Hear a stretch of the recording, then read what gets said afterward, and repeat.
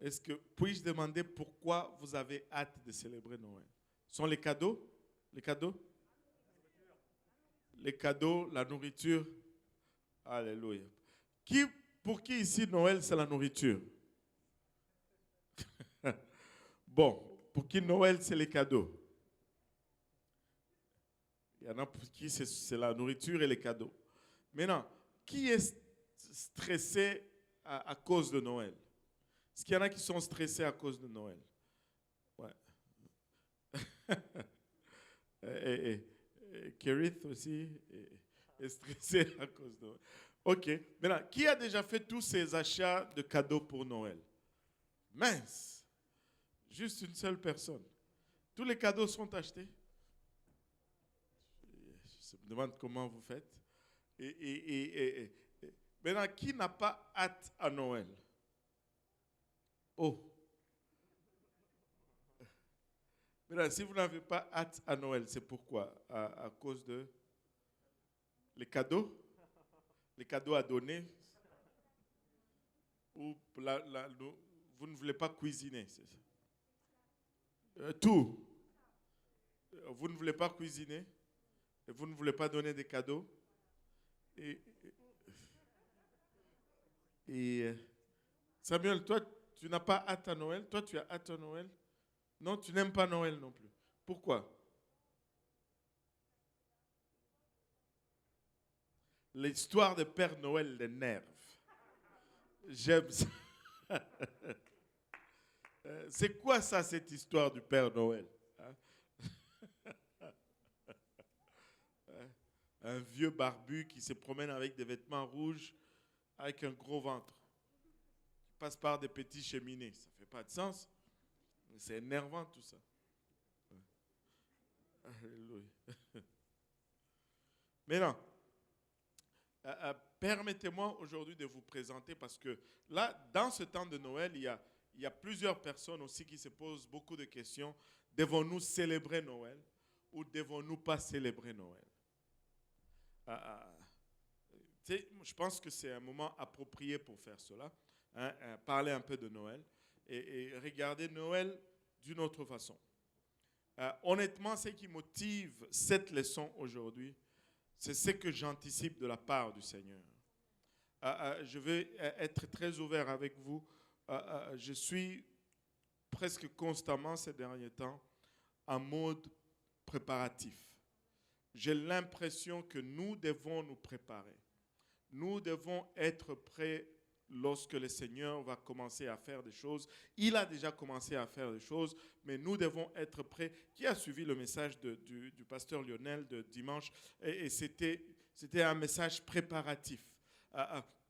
Nous devons nous préparer, être prêts lorsque la main du Seigneur va commencer à bouger. Nous devons être prêts.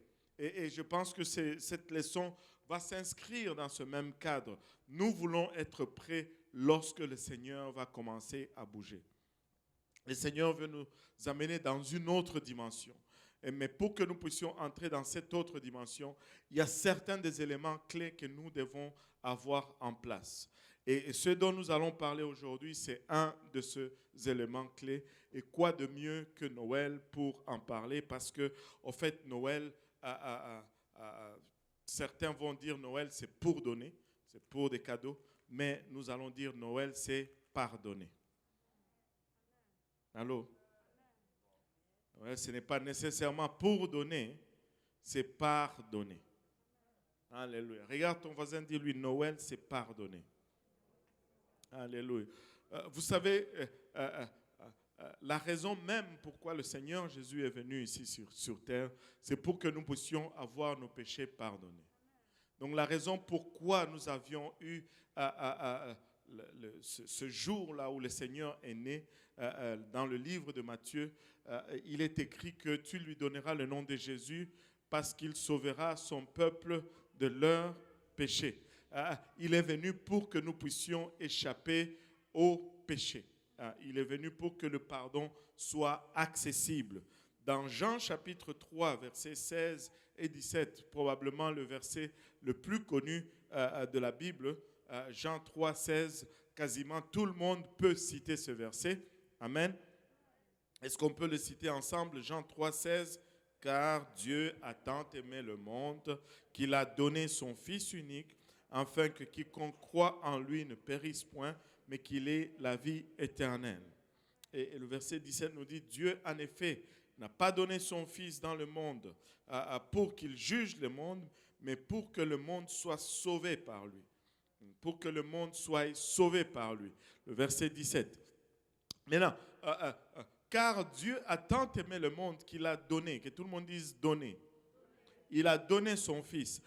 Donc, le fait que Jésus soit né en ce jour-là, pas le 25 décembre, mais en ce jour-là, c'était exclusivement pour le pardon de nos péchés. Il est venu pour que nous puissions avoir accès au pardon de nos péchés. Donc Noël, c'est vraiment pour pardonner. Noël, ce n'est pas pour donner, mais c'est pardonner. Alléluia. Et pour plusieurs enfants, comme nous l'avons remarqué aujourd'hui, il y en a qui, Noël, c'est le temps pour la nourriture. Il y en a qui, Noël, c'est un moment fort de l'année, c'est les cadeaux. Il y en a qui, Noël, c'est les décorations et tout ça.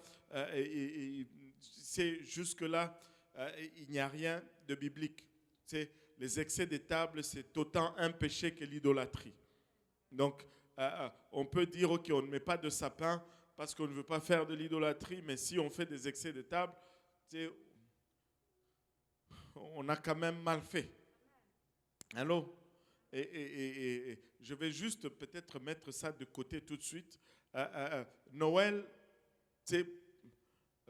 je ne sais pas pour vous, mais pour moi, quand le gouvernement nous donne un jour de congé payé et qu'ils nous disent que c'est pour honorer le Seigneur, je trouve que c'est approprié que nous venons à l'église et que nous honorons le Seigneur. Je viens à l'église sans être payé, mais ce jour-là, tu es payé pour venir à l'église. Et s'il y a des jours où tu ne devais pas manquer l'église, c'est ce jour-là. Il n'y a pas un seul jour qui appartient au diable. Moi, je ne célèbre pas Noël dans le sens païen. Je ne mets pas de sapin, même s'il y en a un dans la photo. Là. Je ne mets pas de païen, de sapins, plutôt, pas de païen, de sapins. Mais si tu veux me donner de cadeaux, je vais le prendre. Écoute, essaye-moi. Même le 26, je vais le prendre. Le 27, je vais le prendre. Le 31, je vais le prendre. Pourquoi pas le 25? Moi, tu sais, si tu me donnes un cadeau, n'importe quel jour de l'année, je vais prendre ça. Ne me tente même pas.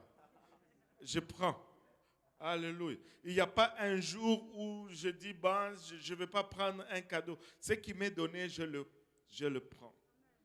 Il n'y a pas un jour où je vais refuser de prendre. Maintenant, ce n'est pas un crime de célébrer Noël. Ce n'est pas un péché de célébrer Noël. Le jour de Noël, les anges ont célébré la naissance de Christ. Donc, ce n'est pas un péché de célébrer Noël. Mais, tu sais, Noël devrait se limiter juste au Seigneur Jésus-Christ. Mais commencer à mettre des sapins, des lumières, honnêtement, je ne sais pas d'où ça vient. Je n'ai jamais recherché cela. Et je ne veux même pas rechercher cela parce que je trouve que c'est une perte de temps. Déjà, on n'arrive pas à faire tout ce qu'on a besoin de faire dans une journée. Pourquoi je vais aller chercher l'origine des sapins? Je n'ai pas ce temps-là. Donc, je ne vais juste pas le faire. Et puis, je ne m'en trouve pas plus mal. Alléluia. Et maintenant, pour les enfants, c'est un moment d'excitation. Vous vous rappelez quand vous étiez petit, probablement, vous ne dormiez pas jusqu'à ce que minuit sonne et qu'on ouvre les cadeaux. Amen. Et je me rappelle, il y a un scandale qu'il y a eu aux États-Unis, je pense qu'il y a 1 an ou 2 ans en arrière, il y a une jeune dame qui voulait tellement aller fêter avec ses amis, elle était monoparentale, et comme son fils attendait, qui avait, je ne sais pas, 3, 4 ans ou 5 ans, voulait tellement ouvrir son cadeau à minuit, et elle a menti à son enfant en ce qui concerne la date. Elle a dit qu'aujourd'hui, ce n'est pas le 25, ce n'est pas le 24, c'est le 23. Donc, on va ouvrir les cadeaux demain. Et afin qu'elle aille faire sa fête la nuit. Et c'est sorti aux nouvelles.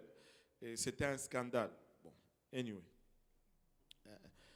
Pour certains, c'est important. Hein. Mais pour beaucoup d'adultes, comme nous l'avons remarqué tout à l'heure, c'est une période difficile. C'est une période de stress où tu te demandes qu'est-ce que tu vas acheter, qu'est-ce que tu vas donner comme cadeau, est-ce qu'il y a de l'argent, assez de l'argent. Les charges familiales va faire que Noël devient stressant. Amen. Noël devient stressant. Et là, il y en a qui veulent juste que ce temps de fête passe. Voilà. Parce que c'est juste beaucoup trop de maux de tête. Il y a des familles qui ont des situations familiales, comme des décès, qui sont venus à peu près vers ces temps-là. Les divorces, ils sont séparés, la tête n'est pas, ils n'ont pas goût à la fête. Les divisions, les chicanes ou les querelles dans les familles. Et d'autres qui sont juste, qui ont juste des pressions psychiques ou psychologiques, qui sont juste traumatisés par cela. Et vous savez, dans chaque famille, il y a toujours un membre de la famille. Tu sais, si tu regardes dans ta famille élargie, il y a toujours un membre problématique. Allô? Si tu n'arrives pas à connaître c'est qui, ça veut dire que c'est toi. Si tu dis que dans ma famille, il n'y en a pas, ça veut dire que c'est toi le problématique. Tu sais, il y a toujours des personnes qui vont causer des situations dans une famille. Ils vont toujours être source à problème. Ils vont toujours amener des histoires à gauche, à droite. Ils vont toujours manigancer des réunions que vous ne voulez pas participer. Mais dans chaque famille élargie, il y en a toujours un. La famille, regardez par exemple une situation dans la Bible. Il y avait une douleur familiale dans la famille de Joseph. Vous rappelez-vous de l'histoire de Joseph? Il était l'avant-dernier ou le premier-né de sa mère, mais l'avant-dernier des fils de Jacob, et sa mère est morte jeune. Jacob a vraiment transposé cette affection qu'il avait ou cet amour qu'il avait pour Rachel, sa femme, sur Joseph, son fils. Il est devenu le favori de son père. Et tout le monde les détestait maintenant dans sa famille. Et là, son père n'a pas aidé. Il est allé lui acheter une veste Tommy Hilfiger. Et là, tout le monde n'était pas content. Une veste de plusieurs couleurs. Hein. Et tout le monde n'était pas content maintenant. Et jusqu'à ce qu'ils étaient tellement jaloux qu'ils ont comploté de le tuer. Et son frère Ruben a dit non, ne les tuons pas, jetons-les juste dans un puits. Et puis, quand il était absent, on l'a sorti du puits, on l'a vendu comme esclave aux Madianites qui l'ont amené en Égypte où il a été vendu à Potiphar. C'était un drame dans la famille de Joseph. Lui était traumatisé par cette situation. Imaginez-vous un jeune de 17 ans qui vit toutes ces choses. Ça ne va pas le laisser indifférent. Ça va lui laisser sûrement des séquelles psychologiques. Son père, qui est maintenant dans la détresse, qui vit dans une situation où il pense que son fils est mort, là, il commence à se poser des questions. Est-ce que c'est par rapport à ce que j'ai fait à mon frère et à mon père, les mensonges que j'ai fait, que Dieu est en train... Il y avait un drame dans la famille de Joseph. Et lorsque Joseph a finalement rencontré ses frères, les années de questions et de douleurs ont finalement pris fin. Il a été, pour ne pas dire, libéré de ce fardeau qu'il traînait tout le long de sa vie. Regardez avec moi Genèse 45, le premier verset et le deuxième verset. alors que ses frères faisaient des va-et-vient en Égypte pour acheter la nourriture. Nous connaissons l'histoire, il a pris la coupe, il a mis dans le sac de Benjamin pour garder Benjamin avec lui. Et finalement, lorsqu'il a vu vraiment la repentance de ses frères, Joseph s'est ouvert. Et Genèse 45, le premier verset, le deuxième verset nous dit, Joseph ne pouvait plus se contenir devant tous ceux qui l'entouraient. Il s'écria, faites sortir tout le monde. Et il ne resta personne avec Joseph quand il se fit connaître à ses frères. Il éleva la voix en pleurant. Il éleva la voix en pleurant. Les Égyptiens l'entendirent et la maison de Pharaon l'entendit. Et c'était une douleur qui sortait de sa poitrine. C'était un fardeau qui s'est déchargé de sa vie. Il a littéralement pleuré et je crois que c'était un cri de détresse, un cri profond d'amertume qui sortait. Alléluia. Si c'est très souvent, vous allez vous rendre compte de ceci. Lorsque nous affrontons souvent les problèmes relationnels que nous avons, nous pleurons. Allô? C'est souvent ça va arriver. Lorsque nous réglons un problème relationnel, nous allons pleurer. Et si nous avions ce même fardeau que Joseph avait et que nous étions en train de le régler, probablement nous allions aussi pleurer. Amen. Alléluia. Mais c'est facile d'enterrer un problème. C'est facile de le repousser à plus loin.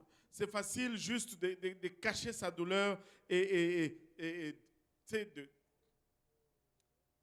de faire semblant et de vivre comme s'il n'y avait pas un problème.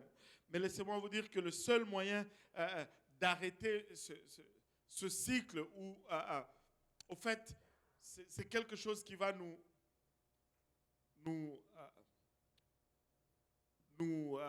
sucer la vie si on le garde en nous-mêmes. Mais la seule façon de s'en sortir est de pardonner. Il n'y a qu'une seule façon de s'en sortir, c'est de pardonner. Le pardon est important. Très souvent, nous oublions pour qui le pardon est important. Le pardon est important plus pour nous qui devons pardonner, plus pour celui qui pardonne que pour celui qui reçoit le pardon. C'est pourquoi le Seigneur ne nous laisse pas de choix en ce qui concerne le pardon. Il dit, pardonnez-vous vos offenses pardonne-nous nos offenses comme nous le pardonnons aussi à ceux qui nous ont offensés. Le pardon n'est pas une option, le pardon est une obligation parce que c'est nécessaire pour la guérison de notre propre âme. Je dois pardonner. Tu dois pardonner. Et je crois qu'une des choses que nous devons faire, si nous voulons vraiment entrer dans ce que le Seigneur veut que nous entrions, nous devons pardonner. Nous devons nous décharger de toute source d'amertume, de toute source de rancune ou de colère, de toute source de contention. Et la meilleure façon, c'est de pardonner et de se nettoyer ainsi de tout obstacle de ce que Dieu veut faire parmi nous. Alléluia. Luc 6, versets 27 et 28 nous dit, « Mais je vous dis, à vous qui m'écoutez, aimez vos ennemis, faites du bien à ceux qui vous haïssent, bénissez ceux qui vous maudissent, priez pour ceux qui vous maltraitent. » Alléluia. C'est tout le contraire de notre réaction si nous étions confrontés à de telles situations. Si quelqu'un... si nous avons un ennemi, nous ne voulons pas lui faire du bien. Nous voulons nous venger. Amen. Nous voulons régler les comptes. Mais le Seigneur nous dit, ne réglez pas le compte. Pardonnez à vos ennemis. Faites-les du bien. Alléluia. Faites du bien à ceux qui vous haïssent. Si quelqu'un te haït, on a des cas même dans l'église. Ah, celle-là, elle me haït. Moi aussi, je ne veux rien avoir. Non. Dieu dit pardonne. Allô? Pardonne. Bénissez ceux qui vous maudissent. Priez pour ceux qui vous maltraitent. Au fait, avec ce verset, avec ces deux versets, le Seigneur élimine toute notre liste d'ennemis ou d'adversaires à potentiel. En fait, en d'autres termes, nous ne devions avoir ni de conflit, ni des adversaires, si nous regardons ces commandements. Il dit, mais je vous dis, à vous qui m'écoutez, je vous dis, à vous qui m'écoutez. Allô? Je ne sais pas si vous le voyez. À qui il parle? À vous qui l'écoutez. Pas à ceux qui ne l'écoutent pas. Si vous dites que vous suivez le Seigneur, ça c'est pour vous. Oh pasteur, pourquoi est-ce que c'est moi qui dois... Parce que toi tu es chrétien. Parce que toi tu t'es dit que tu suis Jésus. Toi tu t'es dit que tu es, alléluia, c'est lui qui écoute le Seigneur Jésus-Christ. C'est toi qui dois commencer. À vous qui m'écoutez, aimez vos ennemis. Allô? Alléluia. Faites du bien à ceux qui vous haïssent. Bénissez ceux qui vous maudissent. Priez pour ceux qui vous maltraitent. Luc 23, 34 nous dit, Jésus dit, Père, pardonne-leur, car ils ne savent ce qu'ils font.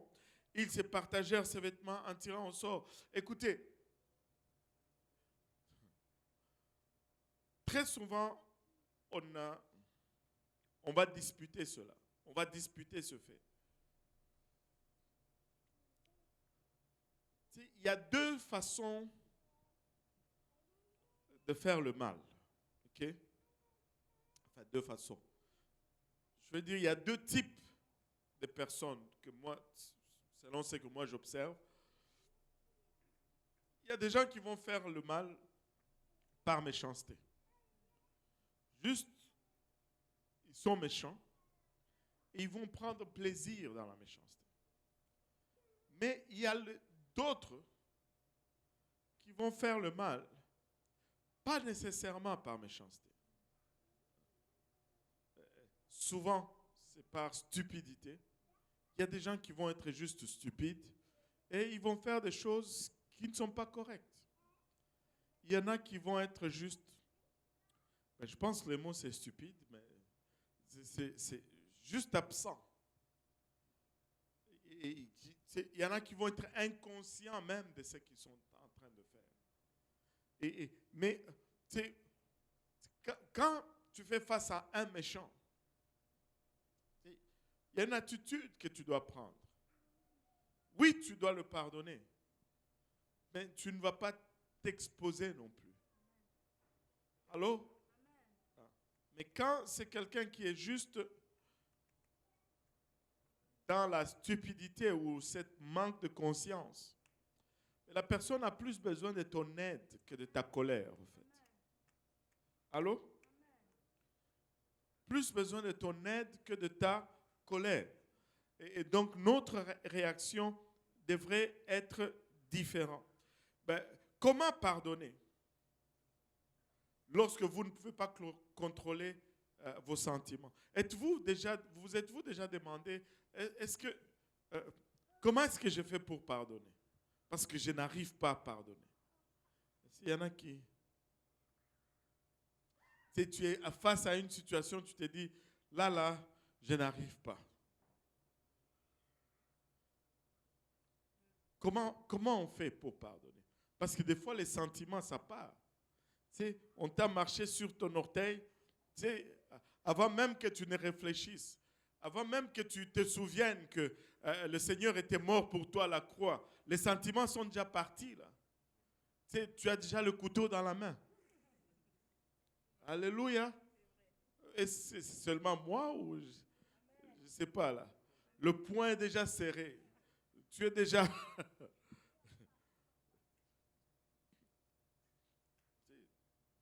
tu es prêt à insulter. Mais comment pardonner lorsque vous ne pouvez pas contrôler vos sentiments? Et je vous dis, la semaine passée, j'étais à cette place où je me disais, Seigneur, je n'arrive pas. En fait, si ce message n'est pas pour vous, c'est probablement pour moi-même. Même s'il n'y avait personne dans cette salle, j'allais me le prêcher à moi-même. Alléluia. Il dit, comment pardonner lorsque vous ne pouvez pas contrôler vos sentiments? Voici comment le faire. Si vous êtes prêts? Alléluia. Vous devez faire le choix. Regarde ton voisin, dis-lui, fais le choix vous devez faire le choix de vous concentrer sur combien le Seigneur vous a pardonné. Premièrement, hein? Vous commencez d'abord par faire une liste de tout ce que le Seigneur vous a pardonné. Allô? Et vous comparez maintenant cette liste contre la liste de ce que vous devez pardonner à celui qui vous a causé du trouble. Là. Allô? Maintenant, tu regardes ce que lui t'a fait et tu regardes ce que le Seigneur a fait pour toi. Si sa liste dépasse la liste de ce que le Seigneur t'a pardonné, alors ne le pardonne pas. Mais si moindrement la liste du Seigneur dépasse ce que toi tu dois pardonner à ton ami, alors pardonne-le. Alors? Pardonne-le. Parce qu'il dit, pardonne-nous nos offenses comme nous pardonnons à ceux qui nous ont offensés. Donc nous devons comparer la liste des... Écoutez, c'est un motivateur comme pas possible. À chaque fois que quelqu'un t'offense, réjouis-toi parce que tu as une opportunité d'être pardonné par le Seigneur. Il dit, pardonne-nous nos offenses comme nous pardonnons aussi à ceux qui nous ont offensés. Oh, à chaque fois que tu es offensé, tu as une opportunité, tu viens d'augmenter tes chances d'être pardonné. Quoique je n'aime pas trop utiliser le mot chance. Alléluia. Pardonne-nous nos offenses. Donc, compare la liste de ce que le Seigneur t'a pardonné avec la liste de ce que tu dois pardonner. Alléluia. Et à ton offenseur.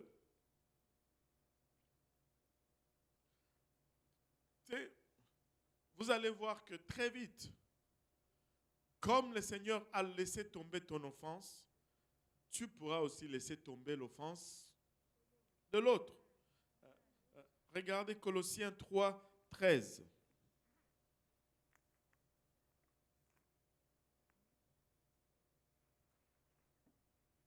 Colossiens 3, 13 nous dit, supportez-vous les uns les autres.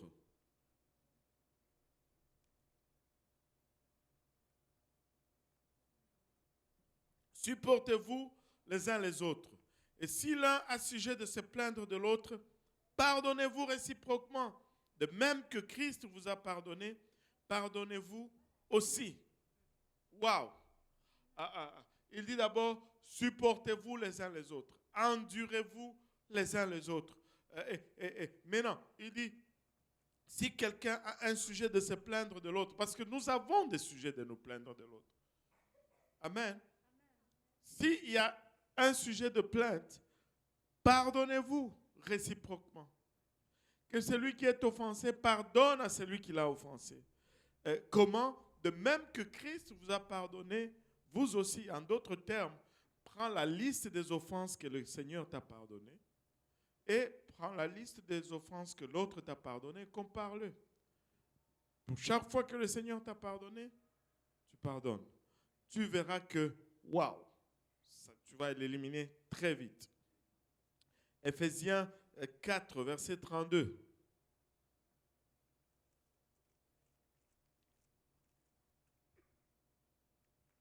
Il nous dit, soyez bons les uns envers les autres, compatissants, vous pardonnant réciproquement comme Dieu vous a pardonné en Christ. Encore une fois, il ne nous demande pas juste de pardonner, mais il nous donne le modèle du pardon, comment nous devons pardonner. Maintenant, tu peux te dire, comme nous le disons toujours, nous sommes des êtres très égocentriques. Et quand nous faisons quelque chose, nous anticipons toujours, mais qu'est-ce qu'il y a pour moi là-dedans? Allô? Qu'est-ce que j'y gagne? C'est quoi mon gain? C'est quoi l'avantage de faire ceci? Allô? Et des fois, nous allons nous demander, mais qu'est-ce que j'ai comme gain à pardonner? laissez-moi vous dire ceci encore une fois avant d'aller plus loin.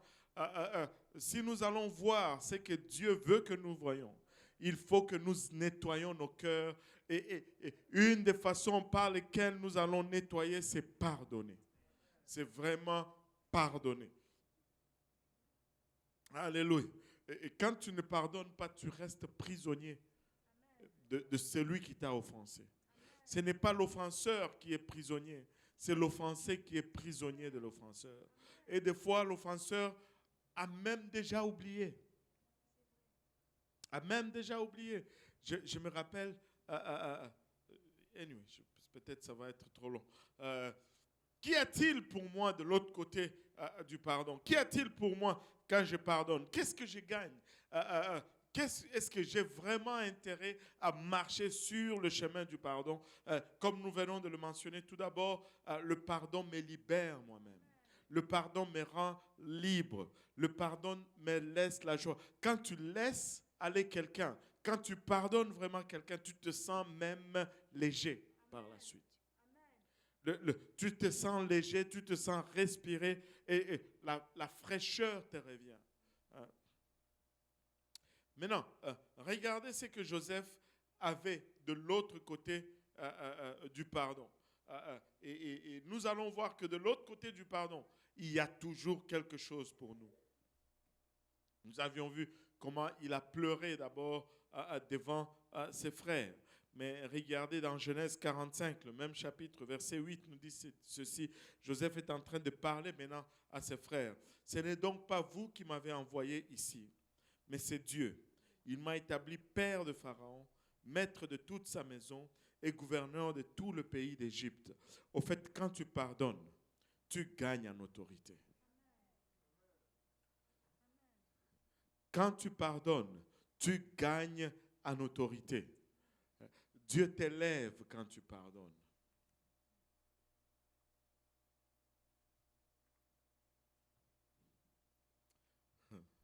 Je vais faire ce parallèle. Le Seigneur, on lui amène un paralytique et puis il lui dit, tes péchés sont pardonnés. Il commence par lui dire, tes péchés sont pardonnés. Là, les pharisiens qui étaient à côté me disent, mais pour qui tu te prends, toi, qui pardonne les péchés? Et vous savez, il pouvait le faire parce qu'il était Dieu. Et les pharisiens ont compris que seul Dieu pouvait pardonner les péchés. Et c'est pourquoi il le regarde, il lui dit, mais c'est un blasphémateur. Tu ne peux pas t'élever comme ça au rang de Dieu. Et là, le Seigneur, discernant leurs pensées, il dit, mais lequel pensez-vous qui a plus d'autorité? Celui qui dit tes péchés sont pardonnés ou celui qui dit lève-toi, prends ton lit et marche? Il dit, ouais, tes péchés sont pardonnés. Après qu'il ait pardonné, il avait l'autorité. Lève-toi, prends ton lit et va chez toi. Alléluia. Et tu sais, le pardon va te donner l'autorité. Alléluia. Et dans le verset, le chapitre 50, verset 19, Joseph est en train de redire la même chose. Ses frères l'avaient offensé, ses frères l'avaient blessé. Et là, il leur avait pardonné. Mais parce qu'il leur avait pardonné, il avait maintenant autorité sur eux. Et regardez, après la mort de leur père, ils étaient maintenant craintifs. Il dit, par inadvertance, Joseph nous a épargnés parce que notre père était vivant. Mais maintenant que notre père est mort, qu'est-ce qu'il va faire? Comment va-t-il se comporter vis-à-vis de nous? C'est sûr qu'il va vouloir se venger. Et Joseph leur dit au verset 19, soyez sans crainte. Alléluia, car suis-je à la place de Dieu? Vous aviez médité de me faire du mal. Dieu l'a changé en bien pour accomplir ce qui arrive aujourd'hui, pour sauver la vie à un peuple nombreux. Alléluia, laissez-moi te dire, quand tu pardonnes, tu sauves des vies. Quand tu pardonnes, alléluia, tu es en train de faire avancer la cause du salut. Alléluia. Il est important que nous sondons nos cœurs, que nous adressons cette tendance à ne pas pardonner de l'homme. Nous devons nettoyer nos cœurs. Nous devons juste nettoyer nos cœurs et permettre à Dieu de faire son œuvre. Si quelqu'un t'a offensé, pardonne. Alléluia. Si je t'ai offensé, pardonne. Si un frère a marché sur tes pieds, une sœur a marché sur tes pieds, pardonne et permets à Dieu de faire son œuvre dans son Église et dans ta vie. Alléluia. Matthieu 5, verset 23-24 nous dit, si donc tu présentes ton offrande à l'autel et que là, tu te souviens que ton frère a quelque chose contre toi. Pas que tu as offensé ton frère, mais que c'est lui qui t'a offensé. C'est lui qui a quelque chose contre toi. Laisse là ton offrande devant l'autel et va d'abord te réconcilier avec ton frère, puis viens présenter ton offrande. Très souvent, on pense que le verset ici parle de celui qui a offensé quelqu'un. Si je t'ai offensé et que je vais avec mon offrande à l'autel, et que je me rappelle que j'étais offensé, je dois laisser mon offrande, aller me réconcilier avec toi et puis revenir. Non, ce n'est pas cela. Parce que c'est lui qui offense. Laissez-moi vous dire, souvent, il oublie. Mais l'offensé n'oublie jamais. Allô? Si je suis offensé, c'est difficile que j'oublie. Après des années, je vais me rappeler. Et c'est grave, il y a de ces choses, je me rappelle, on m'a fait il y a des années, je me rappelle, je dis, mais qu'est-ce que c'est que ce problème? C'est quand on était jeunes chrétiens, une fois, on nous avait invités chez un autre couple. Moi et ma femme, je pense que Sifa était bébé à l'époque, on est allé chez eux, on mangeait, et puis il y avait un petit truc dans la famille entre les deux, c'était des jeunes couples, nous aussi on était jeunes couples, et là, la femme a commencé à dire, l'autre jour, tu avais fait ça pour moi. Et puis le mari dit, elle ne va jamais rien oublier. Et l'autre jour, je ne sais pas qu'est-ce que le mari avait fait. La femme a écrit une note et l'a collée sur le frigo. Les 14 octobre, mettons, 1998, tu m'avais fait ça, ça, ça. Et ça reste sur le frigo. Comme ça, personne n'oublie. Juste au cas où j'oublie, je m'en rappelle. Alléluia. L'offensé n'oublie jamais. Mais l'offenseur, souvent, il va oublier. Mais l'offensé n'oublie jamais. Et la parole ici est en train de nous dire, si toi tu es offensé et que tu te rappelles de cela, lève-toi, va te réconcilier d'abord avec la personne et puis après, tu reviendras présenter ton offrande. En d'autres termes, porter l'offrande dans les cœurs va entraver la communion avec le Seigneur. Et nous devons nettoyer nos cœurs parce que Dieu veut faire des grandes choses avec nous. Amen. Matthieu 6, 14 et 15 nous dit, si vous pardonnez aux hommes leurs offenses, votre Père céleste vous pardonnera aussi.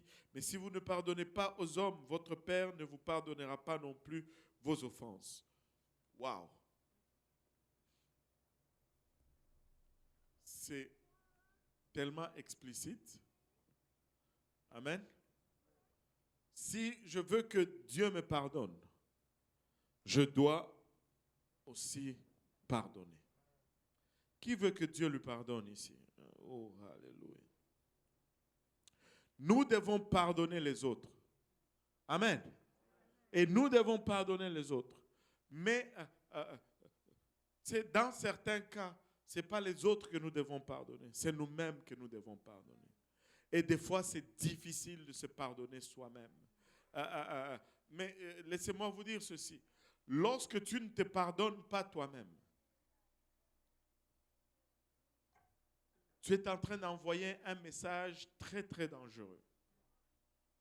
En fait, tu es en train de dire que tu es tellement juste, tellement saint. En fait, tu es plus saint que Dieu parce que Dieu lui-même te pardonne. Mais toi, tu es tellement juste que tu ne peux pas accepter cela. En fait, ta justice surpasse celle de Dieu. En Enfin, parce que quand nous ne pardonnons pas, c'est parce que nous pensons que nous sommes bons, nous sommes mieux. Allô? C'est très souvent, quand nous ne pardonnons pas, c'est parce que nous nous disons, moi, je ne peux pas faire ça. Comment est-ce que tu peux faire ça? Moi, je ne peux pas. Alors, parce que je ne peux pas, ben, tu sais, je ne peux pas te pardonner. Alors que nous faisons tous les mêmes choses. De différentes façons, mais nous faisons la même chose. Amen. Donc, des fois, nous devons nous pardonner nous-mêmes. Il y a eu une situation très grave dans la vie de David. En fait, David a commis 2 péchés qui étaient punissables de mort par lapidation. Il a commis l'adultère et après il a commis un meurtre. Et de cet adultère est né un enfant. Mais Dieu n'était pas tellement content de lui que cet enfant allait éventuellement mourir. Et cet enfant est tombé malade. Et David, voyant cela, il a commencé à prier, il a commencé à jeûner. Et du temps que cet enfant était malade, il jeûnait et il se couvrait de cendres et il portait des sacs. Il était en jeûne intense afin que Dieu pardonne à l'enfant. Mais lorsque l'enfant est mort, David a fait quelque chose de très étrange. Tout de suite après la mort de l'enfant, regardez 2 Samuel 12, le verset 20 nous dit, alors David se leva de terre, il se lava, soignit et changea de vêtements, puis alla dans la maison de l'Éternel et se prosterna de retour chez lui. Il demanda qu'on lui servît à manger et il mangea. Tout le long, lorsque l'enfant était malade, mais lorsque l'enfant meurt, on aurait pensé que ça allait être la catastrophe ou la dépression. Non, il se lève, il se lave, il met de la vaseline et il va à l'église. Et ses serviteurs lui disent, mais qu'est-ce que signifie ce que tu fais? Il ne comprenait pas. Tandis que l'enfant vivait, et tu jeûnais et tu pleurais. Et maintenant que l'enfant est mort, tu te lèves et tu manges.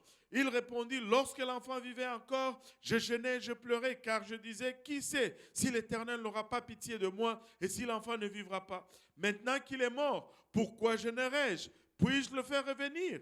J'irai vers lui, mais il ne reviendra pas vers moi. En d'autres termes, j'accepte le sort que Dieu a imposé sur moi. J'accepte la décision de Dieu. Je tourne la page. Je regarde vers l'avant. Alléluia. Dieu est bon malgré tout. Alléluia. David dit, je ne veux pas rester sur mon cas en train de m'apitoyer. Je ne veux pas continuer à me condamner indéfiniment.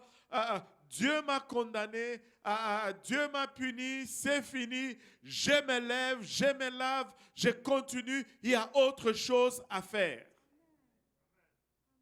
Il y a autre chose à faire. Allô, alléluia. Il a accepté qu'il ne pouvait pas changer les choses. Il n'y a rien d'aussi frustrant que d'essayer de changer ou de contrôler les choses que tu ne peux pas contrôler. Si tu n'as pas de contrôle, laisse, parce que ça va être juste une source de frustration. Si tu ne peux pas changer l'affaire, laisse-la. Regarde ailleurs, avance. Il y a bien d'autres choses à faire. Dieu veut faire une nouvelle chose avec nous. Nous ne pouvons pas regarder continuellement en arrière. Nous devons nous lever de là où nous sommes. Alléluia. Nous laver, changer de vêtements, lever nos mains, louer Dieu et aller vers l'avant. Il y a des choses que Dieu veut faire avec nous. Alléluia. Nous ne pouvons pas continuellement regarder en arrière. Nous ne pouvons pas continuellement regarder dans le rétroviseur. David a accepté le sort. Il a accepté qu'il ne pouvait pas changer ce qui était arrivé. Et qu'est-ce qu'il a fait? Il a mis tout simplement ses sentiments entre les mains de Dieu. Seigneur, des fois, nous ne lâchons pas. Des fois, il faut juste lâcher. Et il s'est concentré sur ce qui restait. Et non sur ce qui était perdu. L'enfant était parti. David dit, je ne peux pas le faire revenir. Mais il y a d'autres enfants pour qui je dois maintenant continuer de vivre. Allô? David a demandé pardon à Dieu et il est allé de l'avant. Regarde ton voisin et dis-lui, il faut aller de l'avant. Il faut aller de l'avant. Amen. Alléluia. Et vous savez, des fois, les choses vont être pas toujours comme nous le souhaitons. Les choses vont être des fois boiteuses, des fois même catastrophiques. Mais laissez-moi vous dire ceci. Peu importe comment les choses sont, Dieu est toujours à l'œuvre. Peu importe les circonstances, Dieu ne perd jamais le contrôle. Mais lorsque nous ne lâchons pas, nous sommes en train de douter le contrôle que Dieu a sur l'affaire, ou bien nous sommes en train de douter du fait que nous avons choisi le camp de Dieu. Si nous avons choisi le camp de Dieu et que nous savons que Dieu est au contrôle, nous n'avons pas à nous préoccuper, nous n'avons pas à nous inquiéter, nous pouvons juste lâcher et aller de l'avant. Juste laisser faire et ne pas regarder en arrière et aller de l'avant. Parce que Dieu est au contrôle. C'était le prophète Ésaïe. Il était le cousin du roi Osias. Ils étaient proches. Mais cette année-là, le roi est mort. On dit le roi est mort, vive le roi. Alléluia. Mais le roi Osias est mort. Mais regardez ce que Ésaïe dit dans Ésaïe 6, le tout premier verset. L'année de la mort du roi Osias, c'était une année de tristesse pour Ésaïe. C'était une année de catastrophe pour Ésaïe. Ce n'était pas une année de réjouissance.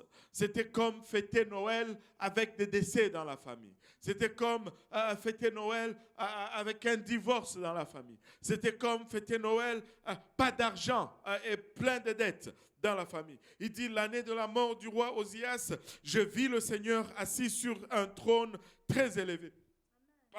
Et le pan de sa robe remplissait le temple. Même s'il y avait mort du roi, le Seigneur était sur le trône. Même dans tes moments les plus bas ou les plus difficiles, souviens-toi de ceci, que Dieu est sur le trône, Dieu est au contrôle. Il n'y a pas un seul instant que Dieu a lâché le contrôle. Au milieu d'un moment où pour Ésaïe, littéralement, le monde s'écroulait autour de lui. La royauté était perdue, mais le Seigneur était élevé. En des moments de détresse, regarde la place du Seigneur dans ta vie.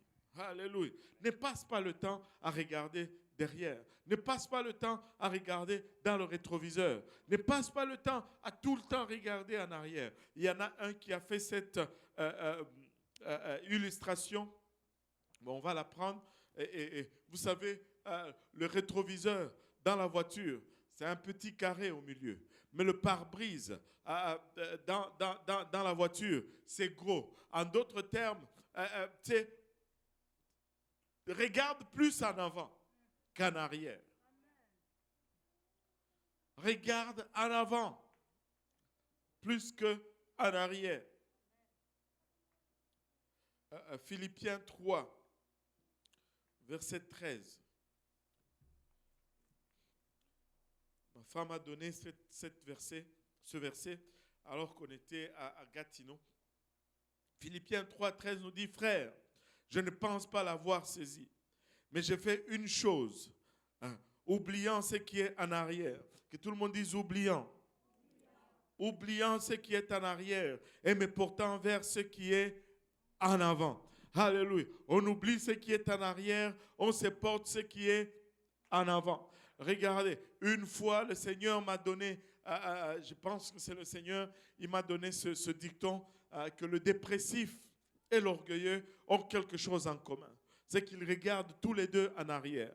L'un a ses réalisations et l'autre a ses échecs. Alléluia. Quand tu passes ton temps à regarder tes échecs, tu deviens dépressif. Tu deviens down, à terre. Mais quand tu passes également de temps à regarder tes accomplissements en arrière, tu t'enorgueillis. Et les deux ne sont pas bons. Et les deux ne sont pas appropriés pour ce que Dieu veut faire. Alléluia. Oublions ce qui est en arrière. Regardons en avant. En avant, il y a toujours mieux pour nous. Dieu a toujours plus en réserve pour nous que ce qu'il a déjà accompli avec nous en arrière. Regardons en avant. Alléluia. Savez-vous que l'histoire de la chute de David, en conclusion, savez-vous que l'histoire de la chute de David est l'histoire que Dieu a utilisée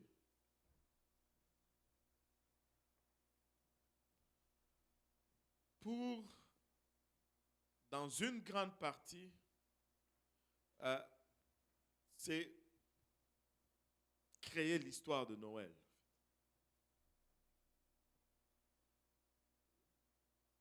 En d'autres termes, l'histoire de la chute de David, c'est cette histoire qui a donné naissance à Noël aujourd'hui. Wow. Parce que Matthieu, chapitre 1, verset 6 nous dit, Obed engendra Isaïe, Isaïe engendra David, le roi David engendra Salomon de la femme d'Uri, et c'est de cette lignée qu'est descendu le Seigneur Jésus-Christ. Littéralement, Dieu a utilisé l'histoire de la chute de David pour nous montrer que Noël, c'est pardonner. Et s'il n'y a pas de chute, évidemment, il n'y a pas de pardon. On n'en a pas besoin. Matthieu, toujours le premier chapitre, 21-23, elle enfantera un fils et lui donnera le nom de Jésus. C'est lui qui sauvera son peuple de ses péchés. Et tout cela arriva afin que s'accomplisse ce que le Seigneur avait annoncé par les prophètes. Voici, la Vierge sera enceinte. Elle enfantera un fils et on lui donnera le nom d'Emmanuel, ce qui signifie Dieu avec nous. Et c'est de cette lignée qu'est venu notre Seigneur Jésus-Christ. Tout cela a été fait. Dieu a même utilisé l'échec de David pour réaliser l'histoire de Noël. Noël, c'est pardonner. Noël, c'est pardonner. Amen. Oui, c'est beau le cadeau, mais Noël, c'est pardonner. Oui, c'est beau la nourriture, mais Noël, c'est pardonner.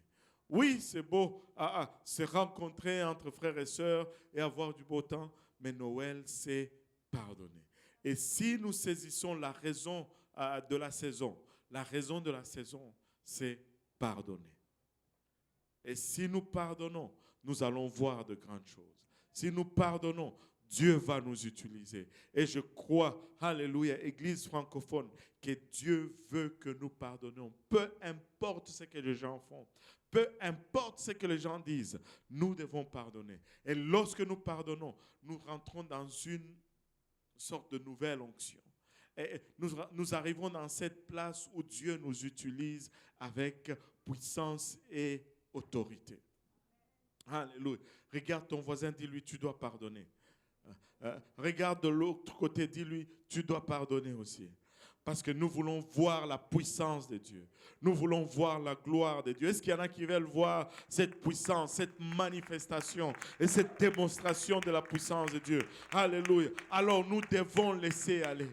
Nous devons pardonner. Alléluia. Comme individus, nous devons pardonner.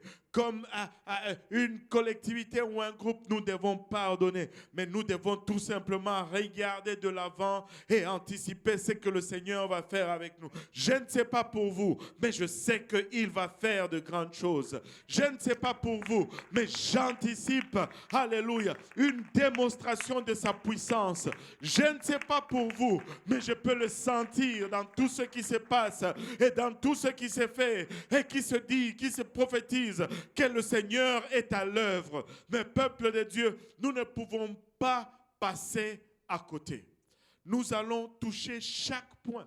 D'ici à janvier, nous allons toucher tous les points afin que nous soyons prêts, afin que nous ne passons pas à côté. Je ne sais pas pour vous, mais je ne veux pas passer à côté.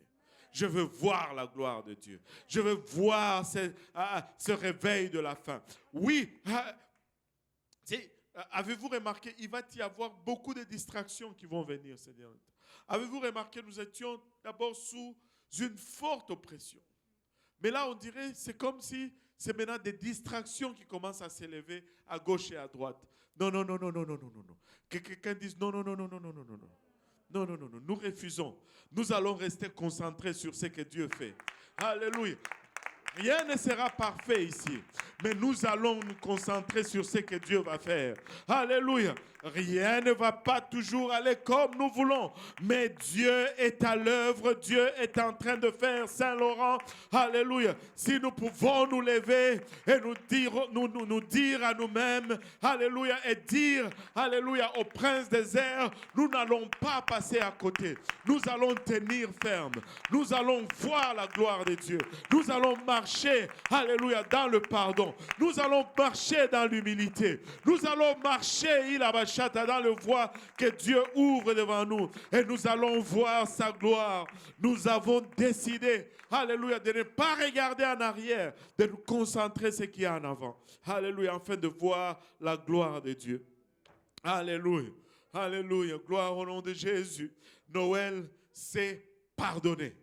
Alléluia, Noël, c'est pardonner. Noël, c'est pardonner. Alléluia. Noël, c'est pardonner. Et nous allons pardonner afin que Dieu nous pardonne aussi et que nous puissions voir sa gloire. Amen. Alléluia. Est-ce qu'il y a des questions par rapport à aujourd'hui? Je sais qu'on est tous déjà debout, mais j'ai remarqué qu'on a beaucoup de temps. Est-ce qu'il y a des questions avant que nous prions et que nous puissions juste aller à la maison en nous pardonnant les uns les autres? Oui, une question.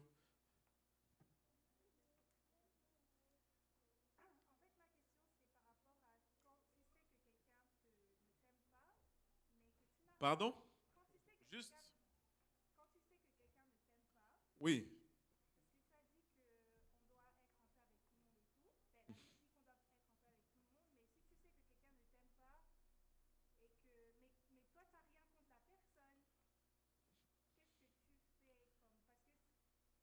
Tu fais rien,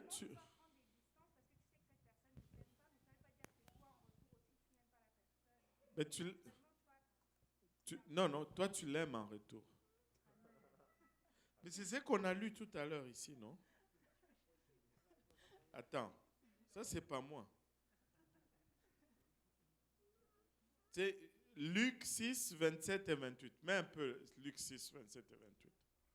Ça c'est pas moi, c'est le Seigneur, n'est-ce pas? J'ai même insisté là-dessus.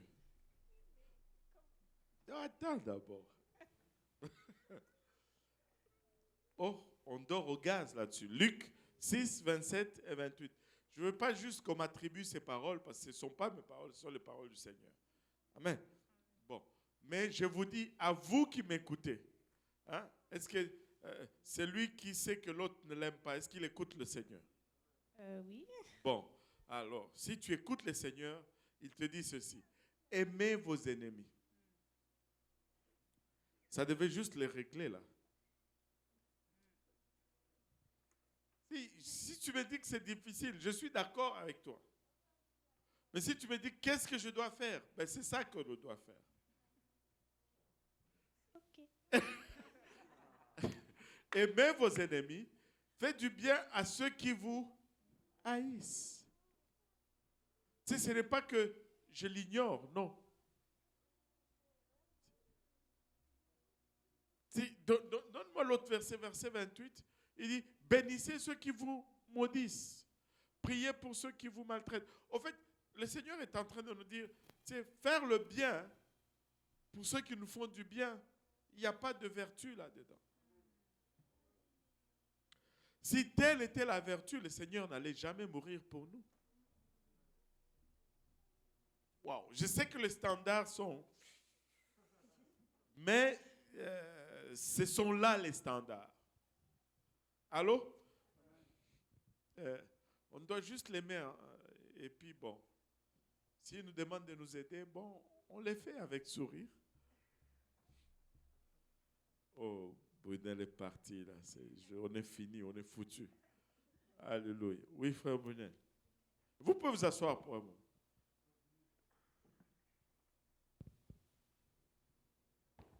Si on peut garder les versets qui est sur l'écran.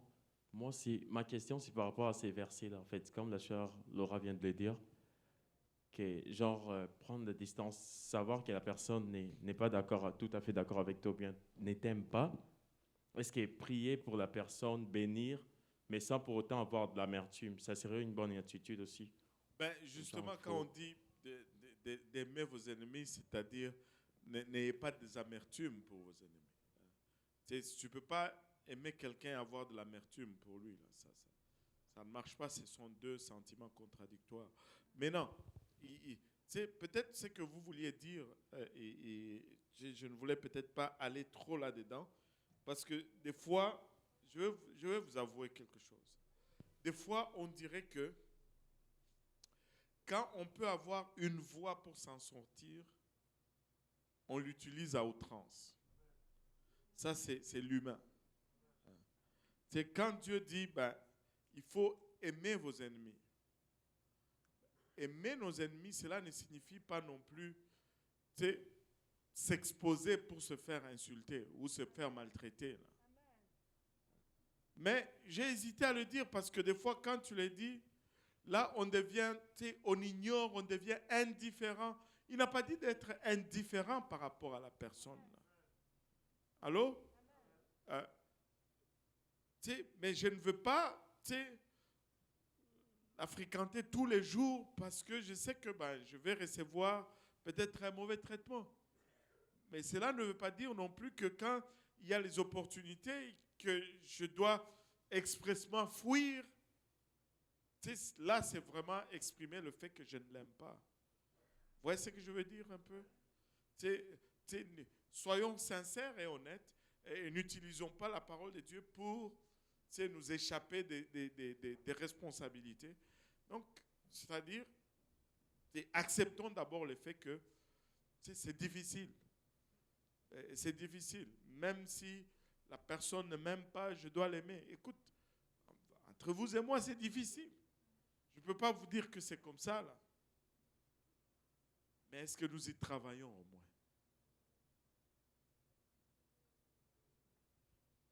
Hein? Nous voulons aller au ciel, n'est-ce pas? Donc, nous pouvons les aimer, nous pouvons en même temps essayer de ne pas nous exposer pour... Certaines personnes, tu sais que la personne parle beaucoup. Tu évites juste de lui dire des choses que tu n'as pas besoin de lui dire. Allô?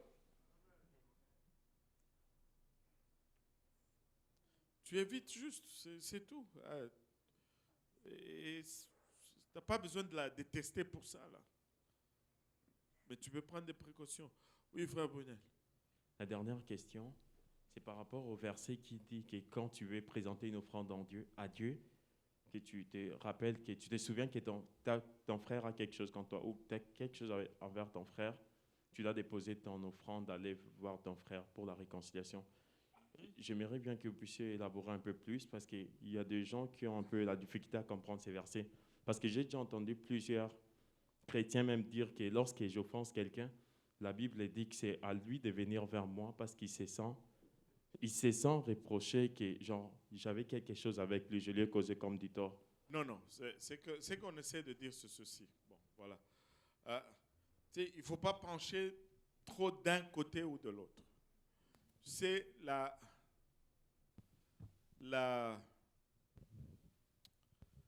c'est quand tu as offensé quelqu'un, tu n'es pas bien placé pour réclamer le pardon. Allô? Ou parce que la Bible dit, alors tu dois me pardonner. Hein? Ça ne marche pas comme ça veut dire que tu n'as rien compris. Et ça n'exempte pas l'offensé de pardonner, mais seulement, il n'y a pas de repentance en toi.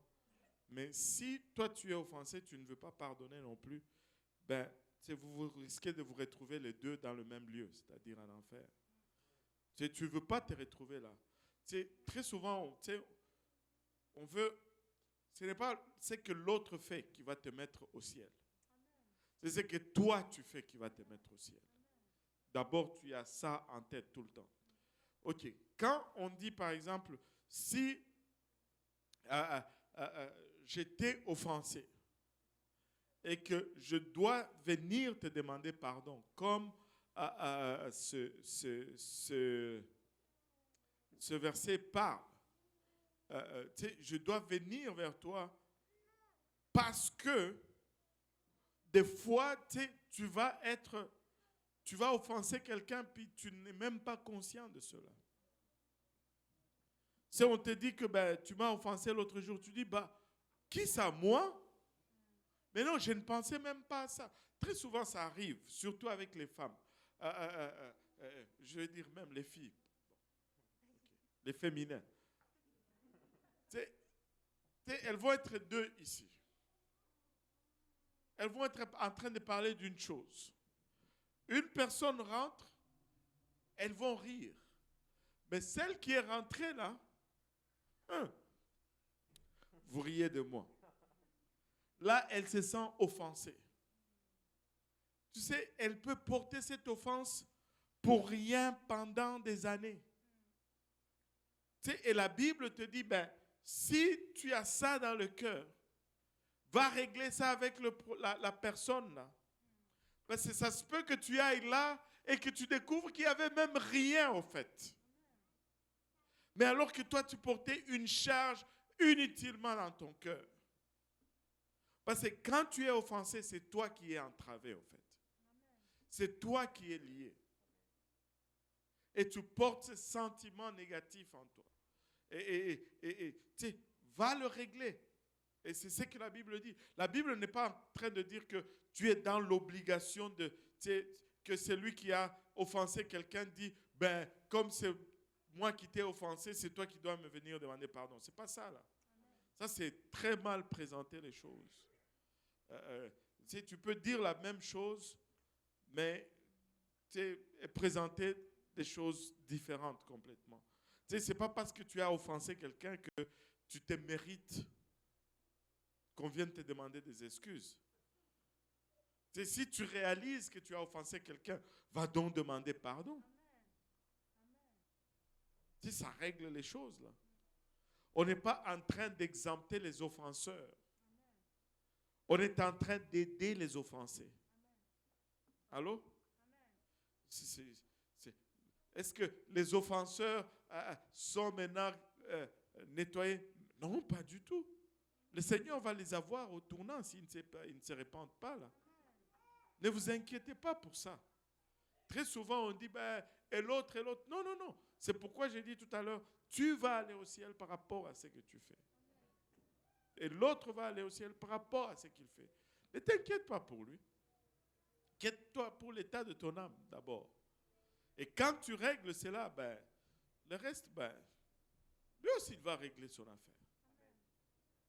C'est ça l'approche. C'est pas que, j'ai offensé le frère Jean-Yves. Il doit venir me demander pardon. Non, c'est pas ça.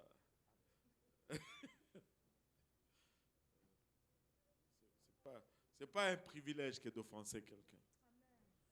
C'est même pas une bonne chose. Ce n'est pas une bonne chose. Mais ce n'est pas parce que celui qui offense n'a pas fait une bonne chose que maintenant l'offenseur doit juste s'asseoir, porter son offense jusqu'à ce que l'autre vienne. Non, s'il ne vient jamais, tu fais quoi? Tu vas rater le ciel à cause de cela? Non. Vas-y, règle ça et puis continue ton chemin. Amen. Alléluia. Bon, comme les questions sont finies, c'est Brunel avait dit la dernière question. Moi, j'ai assumé qu'il a parlé pour tout le monde. Oui? Est-ce qu'il y a une dernière question? S'il n'y a pas de questions, on va s'élever. On va aller vers le Seigneur en prière. Alléluia. Qu'il nous aide, qu'il mette sur nous ces cœurs-là.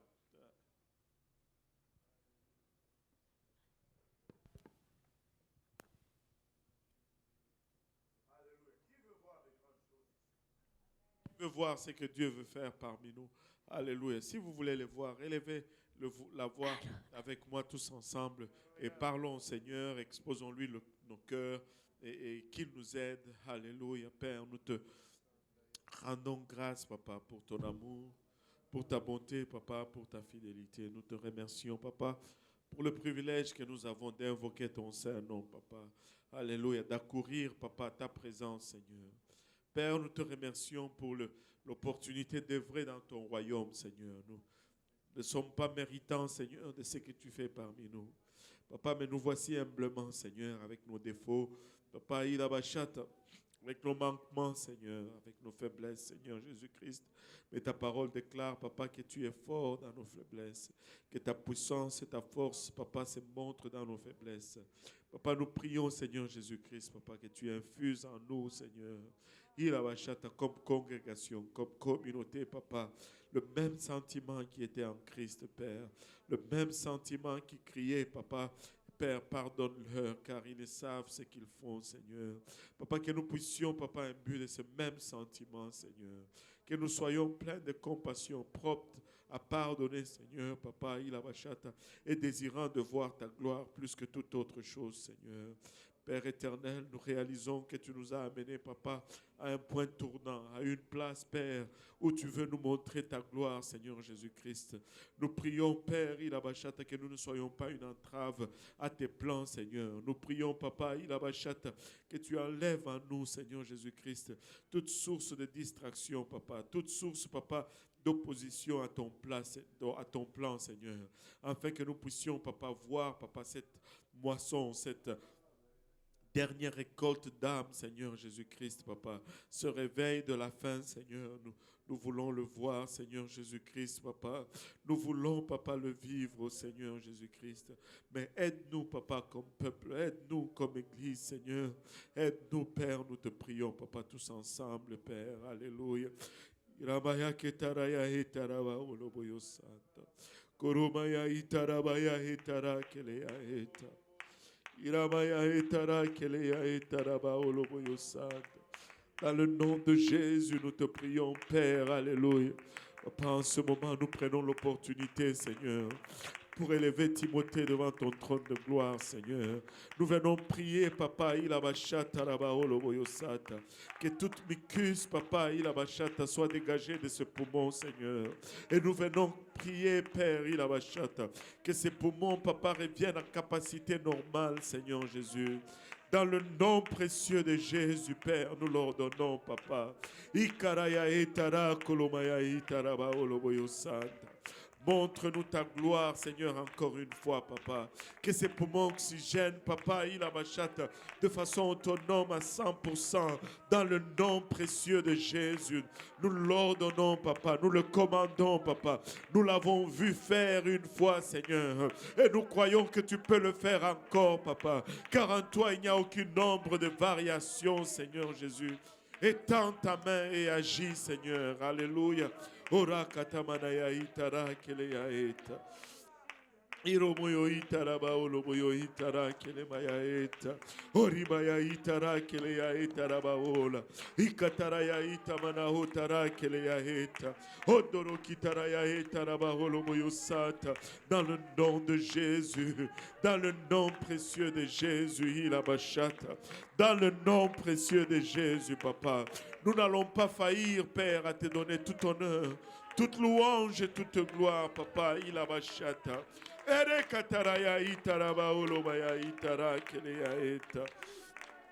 Alléluia, au nom de Jésus. Au nom de Jésus, il abachata. Nous disons tous au nom de Jésus. Nous disons tous au nom de Jésus. Alléluia. Battons nos mains pour le Seigneur.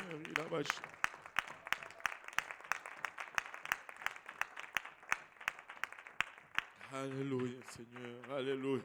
Que le Seigneur vous bénisse et rentrez en paix dans nos demeures. Alléluia. Et que le Seigneur vous bénisse.